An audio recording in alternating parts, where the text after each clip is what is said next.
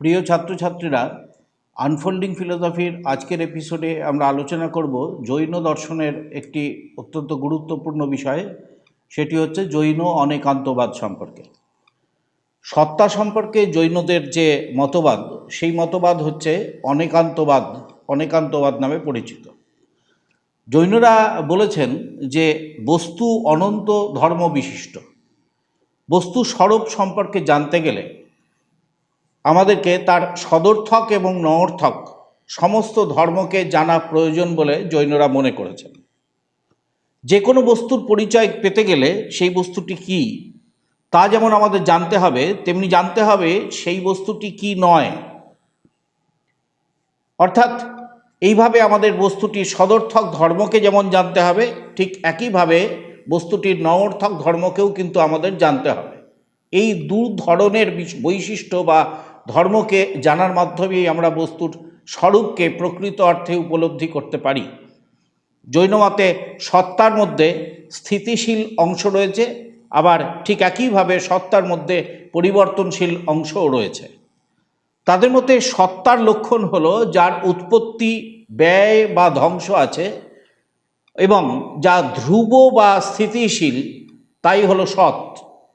দ্রব্য সৎ এবং বিভিন্ন শ্রেণীর দ্রব্যে এই জগৎ গঠিত হয়েছে।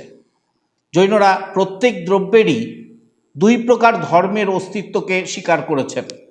সেগুলি হলো নিত্য ধর্ম এবং অনিত্য ধর্ম। নিত্য ধর্ম দ্রব্যে নিয়তই বর্তমান থাকে, সর্বদাই বর্তমান থাকে, এবং এই ধর্ম ছাড়া দ্রব্যের কল্পনাই আমরা করতে পারি না। যা দ্রব্যে আশ্রিত এবং যা নির্গুণ তাই হলো দ্রব্যের গুণ। জ্ঞানত্ব প্রভৃতি আত্মা বা জীবের গুণ। কামনা, বাসনা, সুখ, দুঃখ ইত্যাদি রূপে পরিণতি লাভ করে বলে এগুলি হলো জীবের পর্যায়। এই সমস্ত ধর্মের দিক থেকে দ্রব্য হলো পরিবর্তনশীল, অর্থাৎ দ্রব্যের স্থিতিশীল অংশ রয়েছে, আবার ব্যয়যুক্ত বা পরিবর্তনশীল অংশও রয়েছে। তাই দ্রব্যকে সৎ বলা হয়।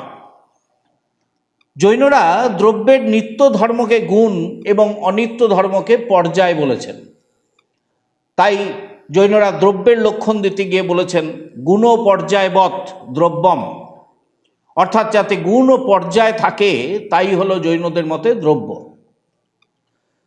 কোনো কোনো জৈন দার্শনিকের মতে তত্ত্ব সাতটি: জীব, আজীব, আশ্রম, বন্ধ, সংবর, নির্জরা এবং মোক্ষ।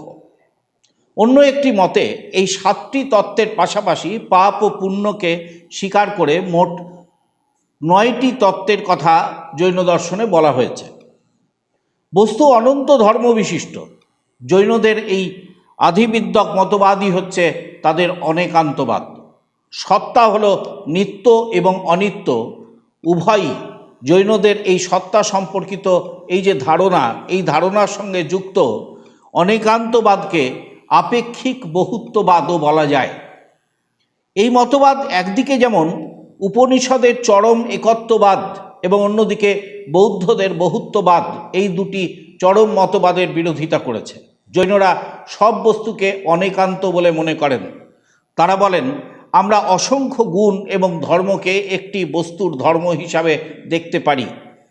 যখন আমরা বলি যে এটি একটি পুস্তক, তখন আমরা বইটির বা পুস্তকটির বৈশিষ্ট্যসূচক গুণগুলিকে পুস্তক থেকে আলাদা করে দেখি না, বরং সেইগুলিকে পুস্তকটির গুণ হিসাবেই আমরা দেখে থাকি। দ্বিতীয়ত, আমরা বৌদ্ধদের মতো বস্তুর গুণগুলিকে পৃথক হিসাবে দেখতে পারি এবং বস্তুটির অস্তিত্বকে আমরা অস্বীকার করতে পারি। যেমন আমরা পুস্তকের বিভিন্ন গুণের কথা পৃথকভাবে বলতে পারি এবং বলতে পারি যে কেবল গুণগুলিরই প্রত্যক্ষ হয় এবং গুণগুলির থেকে পৃথকভাবে পুস্তকরূপ বস্তুটির প্রত্যক্ষ হয় না। এই দুটি দৃষ্টিভঙ্গির প্রথমটিকে দ্রব্য নয় এবং দ্বিতীয়টিকে পর্যায় নয় বলা হয়। দ্রব্য নয়ের 3টি রূপ হলো নৈগম নয়, সংগ্রহ নয় এবং ব্যবহার নয়। বস্তুকে সর্বাধিক সাধারণ দৃষ্টিভঙ্গি থেকে দেখাকে বলা হয় সংগ্রহ নয়। পর্যায় নয়ের 4টি রূপ রয়েছে: জৈনরা বেদান্তির দৃষ্টিভঙ্গিতে এই দৃষ্টিভঙ্গিতেই বস্তুকে দেখে থাকেন। পর্যায় নয়ের প্রথম রূপটি হল ঋজু সূত্র নয়। বস্তুর স্বতন্ত্র অস্তিত্বকে অস্বীকার করে বস্তুকে বিভিন্ন গুণের সমষ্টিরূপে দেখাকে বলা হয় ঋজু সূত্র নয়। জৈন মতে বৌদ্ধরা এই দৃষ্টিতেই বস্তুকে দেখেছেন। জৈনদের মতে বৌদ্ধ ও বেদান্ত দার্শনিকেরা হলেন একান্তবাদী, কেননা এই দুই সম্প্রদায়ের দার্শনিকরাই সত্তাকে একটি বিশেষ দৃষ্টিভঙ্গি থেকে দেখে থাকেন। জৈনরা কিন্তু এদের বিরুদ্ধে অনেকান্তবাদকে সমর্থন করেছেন। তারা অনেকান্তবাদী। তারা বলেন সত্তাকে বিভিন্ন দৃষ্টিভঙ্গি থেকে, দৃষ্টিকোণ থেকে দেখা যেতে পারে। সত্তার গঠন এতই জটিল ও বিচিত্র যে সৎ অসৎ, সৎ অসৎ, সৎ নয় অসৎ নয়, এই মতবাদগুলি আংশিক সত্যতা প্রকাশ করলেও এদের কোনো মতবাদই সম্পূর্ণ সত্য নয়। তারা বলেন বিশ্ব জগৎকে বিভিন্ন দৃষ্টিভঙ্গি থেকে দেখা যেতে পারে এবং প্রত্যেক দৃষ্টিভঙ্গি থেকে ভিন্ন ভিন্ন সিদ্ধান্ত পাওয়া যেতে পারে। তাই জৈনরা বলেন যে কোনো বস্তু সম্পর্কে সমস্ত স্বীকৃতি কেবলমাত্র একটি সীমিত অর্থে একটি বিশেষ দৃষ্টিভঙ্গি থেকেই সত্য। সমস্ত বস্তু অনন্ত ধর্ম বিশিষ্ট এবং প্রত্যেক ধর্মকে বিশেষ অর্থেই স্বীকার করা যেতে পারে। জৈনরা বলেছেন একদিক থেকে নিত্যতা সত্য, আবার অন্য দিক থেকে পরিবর্তনও সত্য। সুতরাং দ্রব্যকে এবং সামগ্রিকভাবে জগৎকে পরিবর্তনশীল এবং নিত্য বলায় কোনো বিরোধ দেখা দেয় না। ভিন্ন ভিন্ন দৃষ্টিভঙ্গি থেকে নিত্যতা ও অনিত্যতা দুই সত্য। জৈনদের মতে কোনো একটি বিশেষ মতবাদকে যারা চরম সত্য বলে মনে করেন তারা হলেন একান্তবাদী।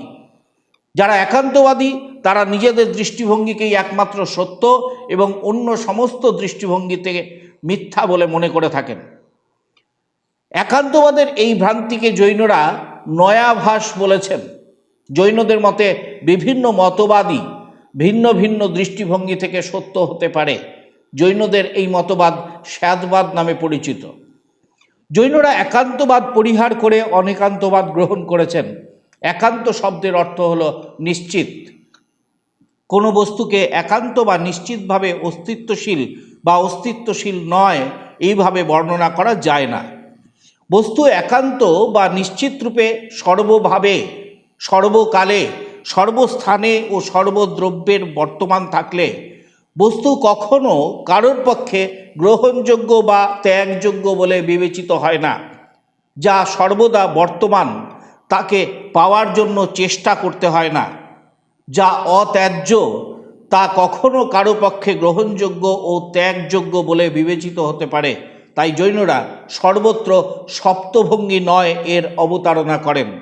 তাদের মতে স্যাৎ অস্তি, স্যাৎ নাস্তি, স্যাৎ অস্তি চ নাস্তি চ, স্যাৎ অবক্তব্য, স্যাৎ অস্তি চ অবক্তব্য, স্যাৎ নাস্তি চ অবক্তব্য, স্যাৎ অস্তি চ নাস্তি চ অবক্তব্য। এই ৭ প্রকার বিধেয় একটি বস্তুতে যুগপথ একই সাথে আরোপ করা যেতে পারে। জৈনদের এই মতবাদই হচ্ছে অনেকান্তবাদ। আজকের এপিসোডে জৈন দর্শনের এই গুরুত্বপূর্ণ বিষয় অর্থাৎ জৈন অনেকান্তবাদ তোমাদের জন্য আলোচনা করা হলো। আলোচনার পিডিএফ তোমাদের জন্য ডেসক্রিপশন বক্সে দেওয়া থাকলো। তোমরা আনফোল্ডিং ফিলোসফি এই ইউটিউব চ্যানেলটিকে আরও বেশি বেশি করে বন্ধুদের মধ্যে শেয়ার করো, লাইক করো। আজকের মতো জৈন অনেকান্তবাদ সম্পর্কে আমাদের আলোচনা আমরা এখানেই শেষ করছি।